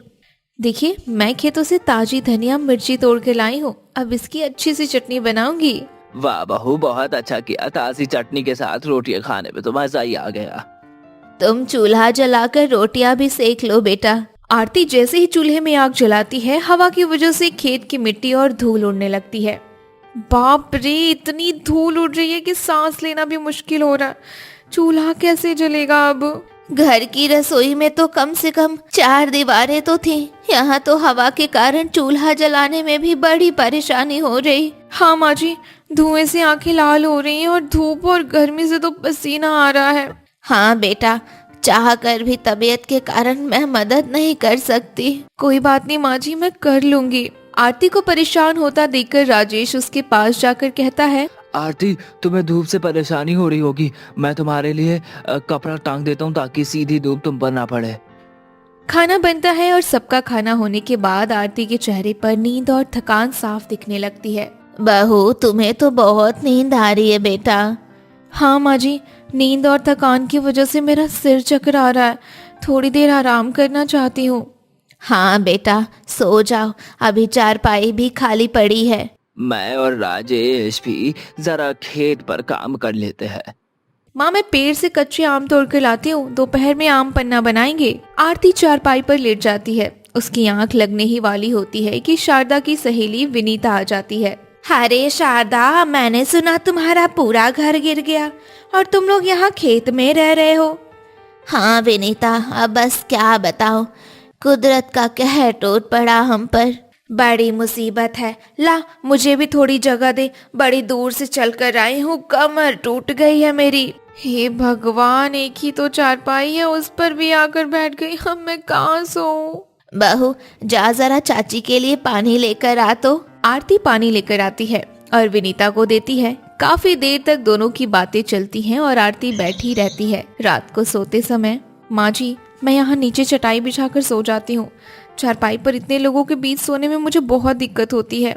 नहीं बहू, जमीन बहुत गीली है और यहाँ कीड़े मकोड़ों का भी डर है, तो नीचे मत सो बेटा। कुछ नहीं होगा, मैं सो जाऊंगी, मुझे बस खुली जगह चाहिए वरना मेरा दम घुट जाएगा। अच्छा ठीक है, जैसी मर्जी। आरती चादर बिछाती है और जमीन पर ही सो जाती है। कुछ देर बाद आरती को अपनी गर्दन पर कुछ रेंगता हुआ महसूस होता है और वो चीखती है, हे माँ, ये क्या है? ए भगवान, ये तो एक छोटा सा सांप है। देखा बहू, यहाँ जमीन पर सोना बिल्कुल भी सुरक्षित नहीं है। बहू, आज के बाद तू अपनी नहीं चलाएगी, अब तो चुपचाप चारपाई पर ही सोएगी। हाँ, और कोई बहस नहीं। आज जी, मैं चारपाई पर ही सो जाती हूँ। अगली सुबह आरती की कमर अकड़ जाती है और उसे अपनी किस्मत पर रोना आता है।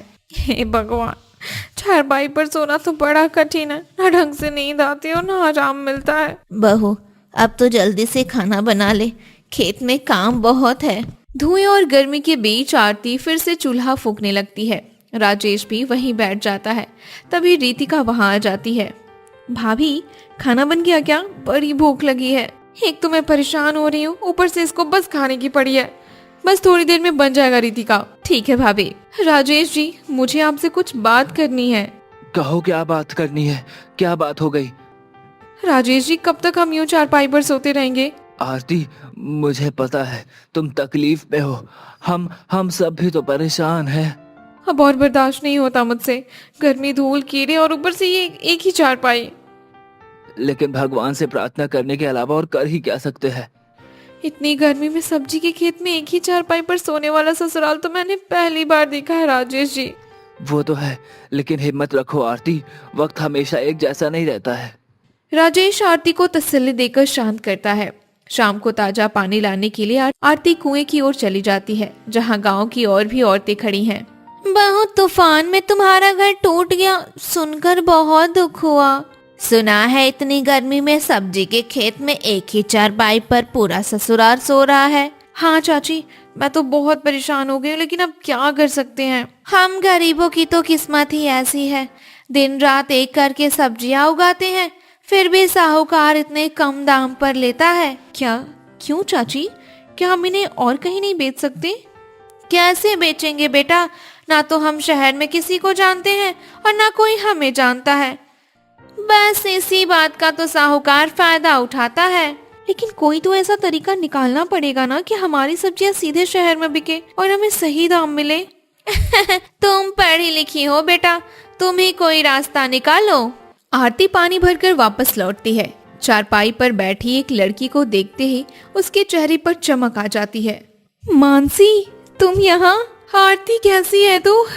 मुझे आज पता चला यार तेरे घर के बारे में। बहू, मानसी कब से तेरा इंतजार कर रही है, जा इसके लिए कुछ लेकर आ।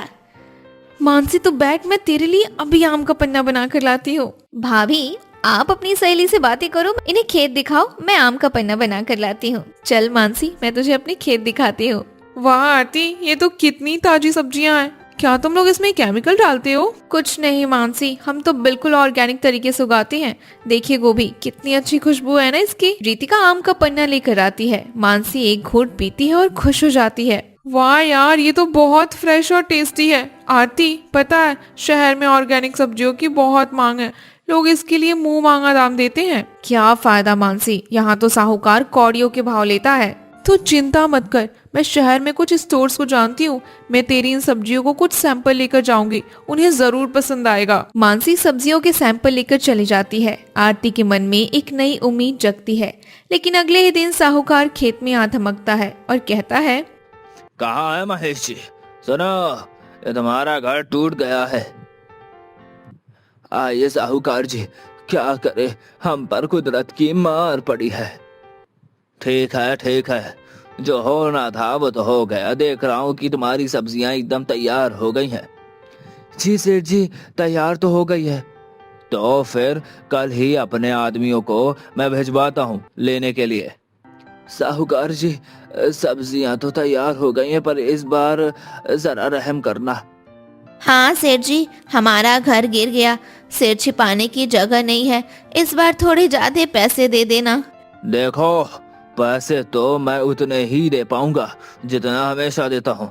हम पर रहम कीजिए सेठ जी। देखो, ज्यादा नखरे करोगे तो सब्जियां खेत में ही सड़ जाएंगी, मेरे सिवा गांव में कोई और नहीं खरीदेगा। साहूकार जी, आप ये सब्जियां शहर ले जाकर 5 गुने दाम में महंगे बेचते हैं, फिर हमें इतना कम क्यों देते हैं? ए बहू, तू बीच में मत बोल। क्यों ना बोलूं, हम सही दाम ही तो मांग रहे हैं बस। तुझे क्या पता व्यापार क्या होता है? गाड़ी मजदूर लगाकर सब्जियों को शहर लेकर जाना पड़ता है, उसमें पैसा नहीं लगता क्या? लेकिन ठीक है साहूकार जी, कल कल भेज देना आदमियों को, हम सब्जियां तैयार रखेंगे। साहूकार चला जाता है। आरती का खून खौल जाता है और वो राजेश और महेश से कहती है, पापा जी, आपने मुझे बोलने से क्यों रोक दिया? बेटा, वो अच्छा आदमी नहीं है। चाहे जो भी हो, हम साहूकार को सब्जियां नहीं देंगे। हमें सब्र रखकर मानसी की खबर का इंतजार करना चाहिए। मुझे लगता है कि आरती सही कह रही थी, हमें एक बार कोशिश करनी चाहिए। मानसी पढ़ी लिखी है, वो गलत नहीं बोलेगी। लेकिन बेटा, मुझे तो अभी भी साहूकार का डर सता रहा है, कहीं हम मुसीबत में ना पड़ जाएं। आप घबराइए मत माँ जी, हम किसी मुसीबत में नहीं फंसेंगे। अगली सुबह पूरा परिवार खुशी खुशी सब्जियां तोड़ने में जुट जाता है। तभी साहूकार के आदमी वहां पहुंच जाते हैं और आरती निडरता से कहती है, जाके अपने मालिक से कह दो, आज हम सब्जियां नहीं बेच रहे, हमें शहर में ग्राहक मिल गया है। साहूकार के आदमी चले जाते हैं। थोड़ी देर बाद मानसी लोडिंग गाड़ी और 2 व्यापारियों के साथ खेत में दाखिल होती है। देखो मानसी, आ गई, सब्जियां लेकर बोरियों में भर दीजिए। क्या हो रहा है यहाँ? तुम्हारी इतनी हिम्मत की किसी और को माल बेच दिया? हाँ बेच दिया, जो करना है कर लीजिए। बहुत पछताओगे तुम लोग। शहर वाला एक ही दिन खरीदेगा, फिर तुम मेरे पास ही आओगे। मैं एक भी सब्जी नहीं खरीदूंगा। साहूकार जी, अब आपकी जरूरत कभी नहीं पड़ेगी। मैं खुद इनकी सब्जियों को सीधी डील शहर से बड़े स्टोर से करवाऊंगी। हाँ साहूकार जी, अब हम बेवकूफ नहीं बनेंगे। अब हमारा पसीना हमारे काम आएगा, आपकी तिजोरी भरने के नहीं। महेश आरती से कहता है, आरती बेटा, तू तो साक्षात लक्ष्मी बनकर आई है। आज तक हमने एक साथ इतने पैसे कभी नहीं देखे। बहू, मुझे माफ कर देना, मैं तो डर गई थी, पर तूने तो सबका ही नसीब बदल दिया। भाभी, अब तो हम पक्का घर बनाएंगे और मेरे लिए एक अलग कमरा भी। हाँ रितिका, सबका अपना कमरा होगा और हम अब उस चारपाई को अपने आंगन में शान से रखेंगे, ताकि हमें याद रहे कि हमने कैसे संघर्ष किया था। कुछ ही महीनों में खेत के पास एक पक्का मकान खड़ा हो जाता है। अब गर्मी की दोपहर में कूलर की हवा चलती है और पूरा परिवार खेत की ताजी सब्जियां खाता है। ये तो सही बात है। ये हम सबकी मेहनत का नतीजा है माँ जी और पापा जी। हमने दिखा दिया कि अगर परिवार साथ हो और सोच सही हो तो घर में सारी मुश्किलें खत्म हो सकती है, हर मुश्किल का रास्ता निकल सकता है। हाँ राजेश जी, हम तो वो दिन हमेशा याद रखेंगे जो हम सबने गर्मी में सब्जी के खेत में एक ही चारपाई पर बिताए थे। हाँ, जिसकी वजह से हमें मेहनत करने की प्रेरणा मिली और परिवार की कीमत भी पता चली। भाभी, अरे ओ भाभी, कुछ करो ना, मेरे पेट में दर्द बढ़ता ही जा रहा है। हे भगवान, क्या हो गया मेरी बच्ची को? रात तक तो सब कुछ ठीक था, सुबह अचानक से क्या हो गया? माँ जी, मुझे तो लगता है कि रितु को फूड पॉइजनिंग हो गई है। क्या क्या कहा? फूड? और आगे क्या बोला तूने? मुझे तो नाम तक नहीं बोला जा रहा। पता नहीं कौन कौन सा नया नया रोग आ गया है। हमारे जमाने में तो सिर्फ सर्दी, जुकाम, बुखार यही सब होता था। अरे माँ जी, फूड पॉइजनिंग, फूड पॉइजनिंग इसका मतलब होता है कुछ गलत खा लेना। इससे पेट में इन्फेक्शन हो जाता है, जिस वजह से पेट दर्द और दस्त जैसी प्रॉब्लम हो सकती है। लेकिन रितु ने कल ऐसा क्या खा लिया था जो उसकी तबीयत इतनी खराब हो गई? भाभी, आप माँ को समझाती रहेंगी कि कुछ करेंगी भी। प्लीज प्लीज कुछ करिए ना, यह दर्द तो मुझसे बर्दाश्त ही नहीं हो रहा। रितु, तुम चिंता मत करो, मैं अभी गर्म पानी में नींबू और सोडा मिलाकर तुझे देती हूँ, उसे पीकर ना तुम्हें थोड़ा आराम मिल जाएगा। आखिर तूने ऐसा क्या खा लिया था जो उसके पेट पे इतना ज्यादा दर्द हो रहा था, या बात कुछ और ही थी? जाने के लिए कहानी में कुछ दिन पीछे चलते हैं। अरे शीला, देर मत करो, ऐसा करो मुझे और पिताजी को केवल चाय ही दे दो। उसके बाद कुछ भी करती रहना। आज दुकान का माल लाना है, वो आने वाला है। मालिक ने जल्दी आने को बोला था, लेकिन लगता है इन रोटियों के चक्कर में देर हो जाएगी। हाँ बहू, हम दोनों को चाय ही दे दो, बाद में रोटियां सेकती रहना, लेट हो जाएंगे। अगर हम लेट हो गए तो आज की कमाई भी नहीं मिलेगी। चाय तो बनकर तैयार ही है पिताजी। साथ में मैं आप दोनों के लिए एक एक रोटी भी ले आ देती हूँ। दिन भर बाहर जाकर आप लोगों को काम करना है, केवल चाय पीने से कुछ नहीं होगा, इससे ना एसिडिटी भी हो जाएगी। मनोज और रवि अभी खा ही रहे थे कि तभी आसमान में काले बादल घिरने लगे। लीजिए पिताजी, बस इसी की कमी थी। लगता है आज हम समय पर दुकान नहीं पहुंच पाएंगे। हे भगवान, थोड़ा थम जाना, अभी मत बरसना। हम दुकान पर पहुंच जाएं तब भी बरस लेना, जी भर के बरस लेना। अरे अरे दादाजी, आप तो बिल्कुल वो वाले गाने की तरह बात कर रहे हो। मेरी प्यारी गुड़िया, तेरे दादा को गाना गाना नहीं आता है। अच्छा, या तो बता कौन सा गाना था वो? अरे वही, थम के बरस ओ चला, थम के बरस। आगे की लाइन तो मुझे याद ही नहीं आ रही है दादाजी। अरे पिताजी, आप भी कहाँ इसकी बातों में फंस गए हैं। बारिश शुरू हो गई तो आप दोनों को देर हो जाएगी, चाहिए। हाँ पिताजी, चलिए चलते हैं। दोनों बाप बेटे जल्दी मोहनलाल की दुकान की तरफ निकल पड़ते। वो दोनों उसकी दुकान पर ठेला चलाने और सफाई धुलाई का काम करते थे, जहां उन्हें ना दो ढंग का पैसा मिल पाता था, ना ही इज्जत मिल पाती थी। इसके बावजूद भी वो वहां पर काम करने के लिए मजबूर थे। आइए आइए, अरे आइए आइए, ओहो भाग मेरे, आ जाइए। जो आप दोनों पधारे, बताइए क्या सेवा करूं आप लोगों की। मालिक, ऐसा कहकर हमें शर्मिंदा मत करिए। रास्ते में बारिश हो रही थी, इस वजह से थोड़ी देर हो गई। आप बस जल्दी बता दीजिए कौन कौन सा सामान किसके यहाँ पर पहुँचाना है। अरे निकम्मो, अरे मैंने तुम दोनों को आज जल्दी आने को बोला था, फिर भी तुम लोगों ने इतनी देर कर दी। ऊपर से बारिश का बहाना दे रहा, और बरसात के मौसम में बारिश नहीं होगी तो क्या फूल झड़ेंगे? हाँ मालिक, आप नाराज मत होइए, जल्दी जल्दी काम बता दीजिए, हम भी ना देर करे सारा काम कर देंगे। वैसे भी बारिश का कोई ठिकाना नहीं होता, कभी भी शुरू हो सकती है, तो दुकानदारों तक माल पहुंचाना और मुश्किल हो जाएगा। अरे वाह, आप तो हमें ही ज्ञान देने लगे। लगता है आपको अपनी नौकरी प्यारी नहीं है, हाँ? तो ऐसा करते हैं, आज से आप दोनों की छुट्टी कर देते हैं। क्यों मनोज जी, ठीक है ना? मालिक मालिक माफ कर दीजिए, सेवा मालिक माफ कर दीजिए, मेरा वो मतलब नहीं था। दया कीजिए, दया कीजिए मालिक, हमें काम से मत निकालिए, घर चलाना बहुत मुश्किल हो जाएगा। चलो ठीक है, नहीं निकालता, लेकिन ध्यान रहे आज के बाद मुझे ज्ञान देने की कोशिश मत करना। हाँ, अब जाओ, जाकर दुकानदारों तक सामान पहुंचाओ, और ध्यान रहे चीनी की बोरियां गीली ना हो पाए। मालिक आप चिंता मत करिए, सब कुछ एकदम ध्यान से करेंगे। मोहनलाल की थोक की किराने की दुकान थी, जहां वो छोटे मोटे दुकानदारों को सामान पहुंचाया करता था। रवि और मनोज मौसम का मिजाज देखते हुए जल्दी जल्दी डिलीवरी कर रहे थे। अब बस आखिरी डिलीवरी रह गई थी कि बारिश होने लगी। तभी मोहन बोलता है, हे भगवान, सत्यानाश सत्यानाश हो गया इस बारिश का। अब बस आखिरी खेप बची थी। अब जब तक ये बारिश रुकती नहीं, तब तक हमें कैसे भी कर माल पहुंचाना होगा। क्या करे कुछ समझ नहीं आ रहा।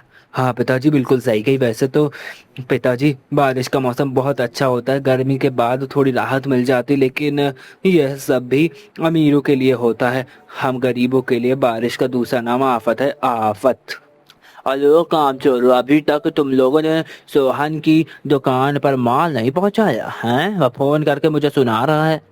मालिक वो देखिए ठेला। अरे उनके नीचे सामान से भरा पड़ा है, लेकिन बाहर बारिश इतनी तेज हो रही है कि निकलना हमारे लिए बहुत मुश्किल हो जाएगा। सारा सामान खराब हो जाएगा। वैसे भी इसमें ज्यादातर चीनी और चावल की बोरियां है, अगर हम बाहर गए और थोड़ा सा भी पानी पड़ गया तो सब खराब हो जाएगा। अरे काम छोड़ो, जब तुम दोनों को मालूम है कि बारिश का मौसम है तो हाथ पैर जल्दी चलाना चाहिए था, है नहीं तो अब अगर सोहन लाल की पेमेंट नहीं आई तो याद रखना, तुम दोनों की आज की दिहाड़ी नहीं मिलने वाली। मालिक ऐसा जुल्म मत कीजिए, बाकी सभी माल तो हमने समय पर पहुंचा दिया था। अब सोहन मालिक के समय में बारिश हो गई तो हम क्या करें। चुप हो जा, बिल्कुल, अरे चुप हो जा, ज्यादा से बहन मत चला, थोड़ा दिमाग लगाओ और यह माल सोहन लाल तक पहुंचाओ। उसका कुछ जुगाड़ लगाओ, मैं नहीं जानता। आप बिल्कुल चिंता मत कीजिए। जब तक आज हम मोहन के मालिक के यहाँ सामान नहीं पहुँचा देते तब तक हम घर नहीं जाएंगे। आज बारिश रवि और मनोज के सब्र का इम्तिहान लेने पर उतारू थी, तो वहीं दूसरी तरफ घर में सभी की हालत बहुत खराब थी। अरे माँ जी, इस बारिश ने तो सब कुछ बर्बाद कर दिया। देखिए ना, जगह जगह में पानी टपक रहा है, पूरा चूल्हा खराब हो गया है। और तो और जो थोड़ा बहुत आटा बचा रखा हुआ था वो भी खराब हो गया, उसमें भी पूरा पानी मिल गया है। क्या करे बहू, तेरे ससुर और पति की कमाई भी तो इतनी नहीं होती कि बारिश में कुछ कर पाए, बारिश से पहले छत की मरम्मत कर पाए। हर साल यही सोचते रह गए, लेकिन कुछ हो ही नहीं पाया, कुछ समझ ही नहीं आ रहा है। अरे मम्मी, अभी ये गरीबी पुराण पढ़ने का समय नहीं है। जल्दी जल्दी हम सबको बाल्टी और बर्तन को पानी टपकने वाली जगह पर लगाना होगा, नहीं तो पूरा घर तालाब बन जाएगा। अरे अरे बुआ, बन क्या जाएगा, ये तो ऑलरेडी बन चुका है। वह देखो उस तरफ मम्मी के मसालों के डिब्बे पानी में तैर रहे हैं। हे भगवान, क्या आफत है। एक तो यहाँ सामान खरीदने के पैसे नहीं, ऊपर से दूसरी तरफ इस टपकती छत की वजह से जो था वो भी बर्बाद हो गया। हे भगवान, अब हम क्या करें। अरे बहू, तब की बात तब सोचेंगे, अभी तो इस टपकते हुए पानी को रोकना होगा। तू ऊपर जाकर छत पर प्लास्टिक शीट डाल दे और ऋतु घर में जमा पानी बाहर निकाल। शीला छत पर जाकर प्लास्टिक सीट बिठाती है, तो वहीं दूसरी तरफ रवि और मनोज भी ठेले पर लदे हुए सामान को प्लास्टिक से अच्छी तरह से कवर कर लेते हैं। मालिक, लगता है यह बारिश आज नहीं रुकने वाली, इसीलिए हमने सामानों को अच्छी तरह से प्लास्टिक के कवर में पैक कर दिया। इसे पहुंचा रहे हैं, जा रहे हैं। इससे ये होगा कि पानी अंदर नहीं जाएगा, कुछ भी सामान खराब नहीं होगा। और आप बिल्कुल निश्चित रहिए, थोड़ी देर बाद आप सोहन लाल से पैसे मांग सकते हैं। ठीक है, जल्दी जाओ, लेकिन ध्यान रहे सामान खराब नहीं होना चाहिए। हाँ, नहीं तो तुम्हारे पैसे कटेंगे। पिताजी, बारिश के कारण सड़कों की मिट्टी एकदम चिपचिपी हो गई है, बहुत फिसलन भरी मिट्टी हो गई है। आप ध्यान दीजिएगा, सही से चलिएगा, कहीं पैर ना फिसल जाए। अरे बेटा मेरी छोड़, तू अपना ध्यान रख। एक दूसरे से बातें करते हुए, एक दूसरे को संभालते हुए सोहन लाल का सामान पहुंचाकर वह वापस आ जाते। मालिक, हमने सारा सामान सोहन जी के पास पहुंचा दिया है, वो भी सही सलामत। अब आप हम दोनों को आज की दिहाड़ी दे दीजिए ताकि हम भी घर जा सके। मालिक, अगर हो सके तो थोड़ा चावल और दाल भी दे देते, ताकि बारिश में दूसरी जगह से राशन न खरीदना पड़े। क्यों रे रवि, मेरा गोदाम तुझे धर्म खाता नजर आता है क्या? हाँ, जो कभी आटा नहीं तो कभी चावल मांगता रहता है। नहीं मालिक, मैं तो बस यूं ही कह रहा था। यदि संभव नहीं है तो रहने दीजिए। मोहनलाल से 200 की दिहाड़ी के सिवा दोनों बाप बेटों को कुछ नहीं मिलता है। बेटा, आज तो बड़ी देर हो गई, घर पर सभी लोग राह देख रहे होंगे, जल्दी जल्दी कदम बढ़ाने होंगे। सब्जियां और किराने का सामान भी तो लेना है। पिताजी, इन 200 रुपए में हम क्या क्या ले पाएंगे, मुझे तो कुछ समझ में नहीं आ रहा है। भगवान ने हमें जन्म देकर कोई गलती तो नहीं करती है। बेटा, हिम्मत नहीं हारते, जीवन में संघर्ष ही संघर्ष भरा पड़ा है। बस हमें अपने कर्मों पर ही रहना, अपने कर्म अच्छे करना, बाकी ऊपर वाला तो देख ही रहा है, सब उस पर छोड़ दे। बहू, थोड़ी चाय बना दे, थोड़ी थकान हो रही है आज। जी पिताजी, आप दोनों कपड़े बदल लीजिए, तब तक मैं चाय बढ़ा देती हूँ। अरे ऋतु, आज छत से पानी टपकने लगा था क्या? हाँ पापा, हमारा घर मिनी स्विमिंग पूल बन गया था, जिसमें मम्मी के मसाले की डिब्बे भी स्विमिंग कर रहे थे। अरे मेरे प्यारे बच्चों, अपने दादाजी को भी बताओ आज तुमने क्या क्या किया। दादाजी, मैं बताता हूँ। आज इस पिंकी ने अपनी कॉपी के पन्ने फाड़ कर नाव बनाई थी। उससे ना जमे पानी में, घर में जो पानी जम गया था ना, उसमें डालकर खेल रही थी। इसे समझाओ दादाजी, कॉपी के पेज को बर्बाद ना करा करे। अरे दादाजी, बस एक ही पेज फाड़ा था। ये मोनू का बच्चा कब से सभी से ही शिकायत लगा रहा है। सभी आपस में बातें कर रहे थे, तभी दरवाजे पर दस्तक होती है। तू रहने दे बहू, मैं जाकर देखती हूँ इतनी रात गए कौन आया है। अरे कांता जी, आप इतनी रात गए, कहीं कुछ काम है क्या? अरे भाई, काम वाम क्या था, वह तो मैं तुम्हारे लिए छोले लेकर आई थी। सुबह बहू ने छोले भटूरे बनाए थे, तो काफी छोले बच गए, तो मैंने सोचा तुम्हें भी दे दूं। हाँ, अरे कांति जी, इसकी क्या जरूरत थी? हमारे घर में खाना बन चुका है, आपने आने में थोड़ी देर कर दी। अरे सावित्री जी, वैसे भी तेरे घर में क्या ही बना होगा, वही सूखी रूठी रोटियां बनी होंगी और वही दाल। ये ले, सभी को थोड़ा थोड़ा खिला देना, थोड़ा मन बदल जाएगा। कांता जी जिद की वजह से सावित्री को छोले लेने पड़ते हैं। अरे माँ, यह कांता आंटी क्या करने आई थी यहाँ? कुछ नहीं बेटा, बस हमारा मजाक उड़ाने आई थी। उसे मालूम है कि हमारे घर में अभी इतने सारे लोग हैं, फिर भी इस छोटी सी कटोरी में छोला लेकर आई है। वाह वाह, और ये भी बासी, बदतमीज औरत। जाने दो ना सावित्री, दूसरों के कारण अपना मूड क्यों खराब करना। हाँ नहीं तो, और वैसे भी भले ही हम गरीब हो, लेकिन हमने आज तक कभी किसी को बासी खाना नहीं खिलाया और ना खुद खाया, और बचा हुआ खाना भी नहीं खाया है। हाँ पिताजी, बरसात के मौसम में तो ताज़ा ताज़ा खाना ही सही रहता है, वरना बीमारी की चपेट में आने का डर रहता है। चलिए, आप सभी, काफी देर हो गई है, अब खाना खा लीजिए। सभी खाना खाने बैठ जाते, लेकिन बच्चे खाना देखकर मुंह नाक सिकोड़ने लगते। तभी पिंकी बोलती है, क्या मम्मी, यह तो लौकी की सब्जी है, मुझे लौकी नहीं पसंद। हाँ मम्मी, मुझे भी लौकी नहीं पसंद, लेकिन कोई बात नहीं, मैं खा लूंगा। और पिंकी, तू भी खा ले, कल मम्मी हमारे लिए आलू के पराठे बनाएगी, आलू के पराठे, है ना मम्मी? हाँ मेरे बच्चों, जरूर बनाऊंगी आलू के पराठे। हाँ। अरे कोई नहीं, कांता काकी के छोले को हाथ तक नहीं छुआ किसी ने। हाँ, ऐसा करती हूँ, मैं ही खा लेती हूँ। रितु चुपके से जाकर कांता के लाए हुए छोले खा लेती, लेकिन छोले बासी होने के कारण उसे फूड पॉइजनिंग हो जाती और अगले दिन उसे पेट दर्द होने लगता है, उल्टियां भी होने लग जाती हैं और वो परेशान रहती। तभी रितु बोलती है, भाभी, अरे ओ भाभी यार, बहुत तेज दर्द हो रहा है, कुछ करो ना, मेरे पेट में बहुत दर्द हो रहा है, बढ़ता ही जा रहा है। हे भगवान, क्या हो गया मेरी बच्ची को? कल रात तक तो बिल्कुल ठीक थी, आज अचानक सुबह क्या हो गया? माँ जी, मुझे लगता है कि रितु को फूड पॉइजनिंग हो गई है। अरे क्या बोला तूने, फूड पॉइजनिंग? अरे भाई, इसका क्या मतलब होता है? समझ ही नहीं आ रहा। हमारे जमाने में तो सर्दी जुकाम बुखार यही सब हुआ करता था। अरे माँ जी, फूड पॉइजनिंग का मतलब कुछ गलत खा लेना, उससे होता है ये ना, पेट में इन्फेक्शन हो जाता है, जिस वजह से पेट में दर्द होने लगता है, दस्त होने लगती है। भाभी, बहुत तेज दर्द हो रहा है, माँ को समझाती रहोगी कि कुछ करो भी प्लीज जल्दी से कुछ करिए ना, बहुत दर्द हो रहा है, बर्दाश्त ही नहीं हो रहा है दर्द मुझसे। रितु तुम चिंता मत करो, मैं अभी गर्म पानी में नींबू और सोडा मिलाकर लाती हूँ, उसे पीकर तुम्हें थोड़ा आराम मिल जाएगा। वह सब तो ठीक है, लेकिन तू मुझे बोल रही थी गलत खाना, आखिर इसने क्या खा लिया? वो माँ, मैंने कांता काकी के लाए हुए वो छोले खा लिए थे। रितु, क्या तू छोटी बच्ची है तो तुझे अपने कुछ पता नहीं है? तुझे अपनी जीभ में कंट्रोल नहीं है? अरे अब बता रही है तू, पिता और भाई काम पर चले गए, अब तेरे लिए दवाइयाँ कौन लाएगा है? और वो भी तू सोच, दवाइयों के पैसे कहाँ से आएंगे? क्या करूँ इस लड़की का, मुझे तो कुछ समझ नहीं आ रहा। माँ जी, आप परेशान मत होइए, मैंने रितु को नींबू सोडा का पानी दे दिया है, थोड़ी देर बाद ना उसका दर्द सही हो जाएगा, उससे राहत मिल जाएगी। नींबू सोडे का पानी पीकर रितु को थोड़ा सा आराम मिलता है। वहीं दोनों बच्चे बाहर खेलने में जिद करने लगते हैं। तभी मोनू, मम्मी, मैं और पिंकी बाहर खेलने के लिए जा रहे हैं। ठीक है बच्चों, जाओ खेलो, लेकिन ध्यान रखना, बारिश बहुत तेज है, अगर तेज बारिश हो गई तो अंदर आ जाना, ठीक है?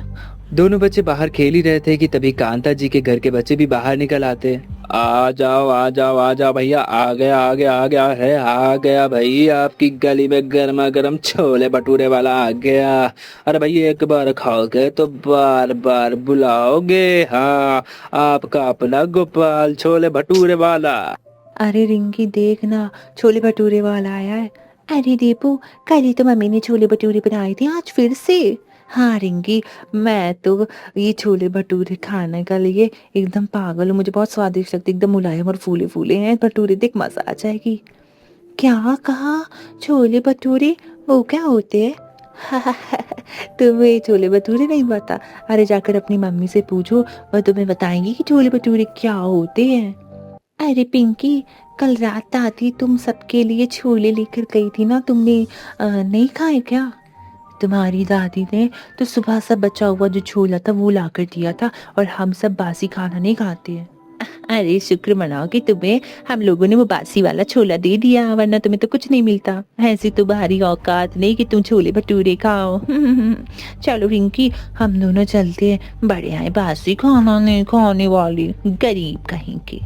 भैया भैया, तुमने दीपू से गुस्से में क्यों बात की? देखा, वो दोनों अपने घर चले गए। कोई बात नहीं पिंकी, मैं हूं ना, तू मेरे साथ खेल। वैसे भी पिंकी, अब हमें भी घर चलना चाहिए और गर्मा गर्म आलू के पराठे खाने चाहिए। चलो चलकर खाते हैं। लेकिन भैया, मुझे तो इस ठेले वाले के छोले भटूरे खाने हैं। देखो ना, कितनी अच्छी खुशबू आ रही है। पिंकी अंदर चल। अरे बच्चों, खेल लिया तुम दोनों ने, अब आ जाओ जल्दी से, आकर खाना खा लो। दादी दादी, मुझे छोले भटूरे खाने हैं। बाहर गली में ठेले वाला आया है, उसके ठेले में ना बहुत स्वादिष्ट अच्छी अच्छी कुछ कुछ आ रही, मुझे वही खाना है। अरे बेटा, बरसात में बाहर का खाना नहीं खाते, नहीं तो रितु बुआ की तरह तुम्हारा भी पेट खराब हो जाएगा, है ना, दर्द होने लगेगा। माँ माँ दादी, हम बाहर का खाना खाने को मना कर रही हैं। मुझे बाहर का खाना खाना है, तो मेरे लिए घर पर ही छोले भटूरे बना दो फिर। दीपू और रिंकी की मम्मी ने भी कल बनाए थे। तुम तो हमारे लिए कुछ नहीं बनाती हो, केवल दाल चावल रोटी सब्जी यही बनाती रहती हो। पिंकी, तेरी जुबान आजकल बहुत ज्यादा चलने लगी है। चुप हो जा, चुप हो जा। जो बनाए चुपचाप खा ले, वरना 2 घंटा लगाऊंगी, एक थप्पड़ मारूंगी जोर का, सारा जिद करना निकल जाएगा। मार लो थप्पड़, नहीं मार लो आप मुझे थप्पड़, लेकिन मुझे छोले भटूरे ही खाने हैं, मुझे छोले भटूरे ही खाने हैं। शीला गुस्से में पिंकी को एक चाटा जड़ देती है, जिसके बाद पिंकी और सोनू चुपचाप खाना खाते हैं। वही दूसरी तरफ मोहनलाल के गोदाम में रात हो गई थी। रात हुई, बारिश की वजह से सब कुछ बर्बाद हो चुका था, पानी भर चुका था। तभी मोहनलाल चिल्लाते हुए बोलता है, अरे अभी तुम दोनों बाप बेटे थोड़ा जल्दी जल्दी हाथ चलाओ, नहीं तो सभी बोरियां शाम होने वाली है भाई, पहले दूसरे गोदाम में पहुंच जानी चाहिए। हाँ मालिक, आप चिंता मत करिए, हम काम जल्दी करेंगे। पिताजी, आप केवल बोरियों को सहारा देकर उतारने का काम करिए, बाकी का बाहर ले जाने का काम और थैली में रखने का काम मैं कर लूँगा। बारिश की वजह से ज़मीन फिसलन भरी हो चुकी है, अगर कोई हादसा हो गया तो हम बहुत परेशान हो जाएंगे। रवि अपने पिता को अभी समझा ही रहा था कि मनोज जी का पैर फिसल जाता है और वह सामान लेकर नीचे गिर जाते हैं। हे भगवान, हे भगवान, हे मेरा पैर। अरे पिताजी, मैंने कहा था कि आप इधर मत आइए। देखा, गिर गए ना, लाइए अपना हाथ दीजिए। आय आय हाय हाय, अरे बेटा बहुत दर्द हो रहा है। ओहो, उठा नहीं जा रहा। अरे बाप रे, लगता है पैरों में बहुत ज्यादा चोट आ गई है। लो, अब इनका नया नाटक शुरू हो गया भाई। अरे जब पैरों में ताकत नहीं है तो काम करने क्यों आ जाते? सत्यानाश कर दिया मेरे सामानों का है, नहीं तो अब इसकी भरपाई कौन करेगा? अरे मालिक, शांत हो जाइए। एक तो पिताजी के पैरों में इतनी दोस्त से चोट लग गई है और आपको बस अपने सामान की पड़ी है। क्या आपकी नजरों में इंसानों का कोई मोल नहीं? अरे तुम जैसे कीड़े मकोड़े को क्या किस तो पड़ी है भाई? चुप रह। वैसे भी आधी से ज्यादा दुनिया तुम जैसे कीड़े मकोड़ों से भरी पड़ी। अगर 2-4 को कुछ भी हो जाता है तो क्या फर्क पड़ता है भाई? मालिक, बहुत बोल लिया आपने। आप हमें कोई मुफ्त में पैसे नहीं दे रहे, हम काम करते हैं, उसके बदले में मेहनती मिलती है हमें, वो अभी आधे दाम पर। कल से हम दोनों आपकी दुकान पर कोई काम नहीं करेंगे, नहीं आएंगे हम आपकी दुकान पर काम करने। अरे जहाँ इंसानों को इंसान नहीं समझा जाता, वहाँ अपना खून जला के क्या फायदा? अरे हाँ भाई, जाओ जल्दी जाओ, निकल जाओ। देखता हूँ तुम दोनों को कौन काम देगा। आखिर में रोते हुए, गिड़गिड़ाते हुए, हाथ फैलाते हुए मेरे पास ही आना है तुम दोनों को। रवि अपने पिताजी को ठेले पर लेटा देता है और वापस घर आ जाता है। सावित्री उनका हाल देखकर बोलती है, अरे बेटा, इन्हें क्या हुआ? कुछ नहीं माँ, कीचड़ में इनका पैर फिसल गया था, थोड़ी सी चोट आ गई है। तुम इनका ध्यान रखो, मैं और शीला पास के क्लिनिक में जाकर आते हैं। शीला, मैंने माँ से कहने को तो कह दिया कि पास के क्लिनिक में जाते हैं, लेकिन पैसे नहीं है, मैं क्या करूँ, कुछ समझ नहीं आता। क्यों, क्या हुआ? आज आप दोनों की दिहाड़ी नहीं मिल पाई? रवि शीला को गोदाम के पास हुई सारी बात बताता है। आप लोग चिंता मत कीजिए, मेरी एक दोस्त नर्स है, वो पास की क्लिनिक में काम करती है, हम वहाँ चलते, हो सकता है वो कुछ मदद कर दे। शीला अपनी दोस्त मीनल से मदद मांगती है। मनोज जी के पैरों को देखने के बाद मीनल कुछ दवाइयाँ लिखती है। शीला, आंचल के पैरों में फ्रैक्चर तो नहीं है, लेकिन मोच जरूर आई है, और गर्म पट्टियां बांध देती हूँ और कुछ दवाइयाँ लिख देती हूँ जिससे इन्हें आराम मिल जाएगा। बस ध्यान रखना कि अपने पैरों में ज्यादा जोर ना दे। ठीक है मीनल, चल मैं तुझे तेरे क्लिनिक तक छोड़ देती हूँ, तुझसे कुछ बातें भी कर लूंगी। चल आजा, दवाइयाँ भी वहीं से ले लूंगी, चल आजा, जल्दी से आजा। अरे शीला, तेरे ससुराल का इतना बुरा हाल कैसे? वह सब छोड़ मीनल, बीती बातों को दोहराने से कोई कुछ नहीं होने वाला सिवाय दर्द के। हाँ, क्या बताऊं। अगर तुझे सच में मेरी इतनी चिंता है तो यह बता कि तू मेरी मदद करना चाहती है। तू मेरे लिए कोई काम ढूंढ देना मीनल। देख शीला, मेरे पास तेरे लायक कोई काम नहीं है, लेकिन हाँ, तेरे पति के लायक ज़रूर काम होगा। मैं जिसके क्लिनिक में काम करती हूँ ना, वहाँ पर एक नया हॉस्पिटल बनाया है, तो वहाँ के लिए ईमानदार सिक्योरिटी गार्ड की तलाश है। डेली के ज़्यादा तो नहीं, लेकिन 500 रुपये मिल जाएंगे। तो कहे तो रवि जी के लिए मैं बात करूँ। मीनल, मीनल तुझे नहीं मालूम तूने मेरे लिए क्या किया है। तेरा ये एहसान मैं कभी नहीं भूलूंगी। चल अच्छा ठीक है, ज़्यादा सैंटी मत हो।